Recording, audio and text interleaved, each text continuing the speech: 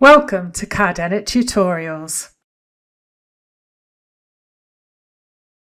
Proper spacing makes diagrams easier to read and understand. See what happens when elements are placed too close to each other, or when there's too much space? In today's tutorial, we'll be showing you how to create and remove space in your diagrams. Let's start by creating some space. Click the Create Space icon. Place the cursor where you want to add some space. Click and hold the left mouse button and drag horizontally or vertically, then release. To disable space tools, click the icon again or press the Escape key on your keyboard. Removing space is just as easy.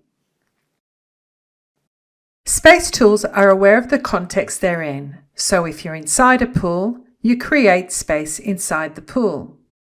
Or, when you remove space near the borders of a pool, the tool limits how much space you can remove so you don't compromise the structure of the process. And that's how you create and remove space in diagrams. If you haven't already signed up to Cardanit, click the link in the description and get started now.